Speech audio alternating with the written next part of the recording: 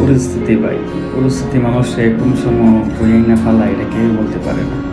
যেমন ভাই আমারই দেখেন একটা সময় কি লাইফ করতাম, যে সকালবেলা নিজের মতো পোড়া গাড়ি, কোনো কিছু চিন্তা ছিল না। আজ দেখেন পরিস্থিতি কই নিয়ে ফেলাইছে, মনে করেন সব কিছু হারাই আজ নিঃস্ব। তারপর আল্লাহর কাছে শুক্রিয়া, বাস্তবতা চিনতে পারছি, বাস্তবতা বুঝতে পারছি, ফ্যামিলির জন্য বাঁচতেছি, ফ্যামিলির জন্য কিছু করার চেষ্টা করতেছি। কারণ এই স্বার্থের তো নিয়ে ভাই কোনো কিছু আপনার আজ গাড়ি আছে, বাড়ি আছে, টাকা আছে, আপনি খোঁজ দিব, আজ আপনার কিছু নাই, নিচে সে কেউ কেউ খুঁজে পাবেন না। ফোন দিবেন, ফোনটা বুঝে ধরবে না। টাকা আছে, গাড়ি আছে, মানে ফোনের পরে ফোন আসবে। যে সময় আমার একটা সময় গাড়ি ছিল, টাকা ছিল, সব কিছু ছিল, কত ফোন, কত কিছু, ঘুমাইতে পারিনি। বন্ধু কই আসো, এনে যাবো, এনে যাবো।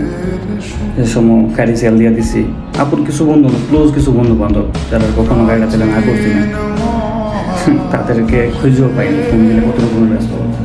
ভাই বাস্তবতা এমন একটা জিনিস, মানুষ এখনকার দুনিয়ার মানুষ স্বার্থ ছাড়া বা অ্যাক্সিডেন্টের জন্য চিনে না।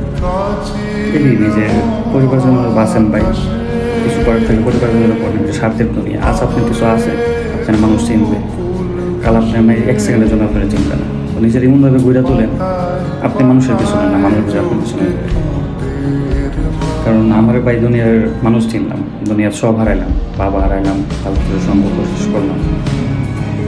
তারপরও আল্লাহ বাঁচতে শিখেছে, বাঁচতে হইব, দুনিয়ার পরিস্থিতি মাইনা নিতে হইব, পরিস্থিতি নিয়ে এই সব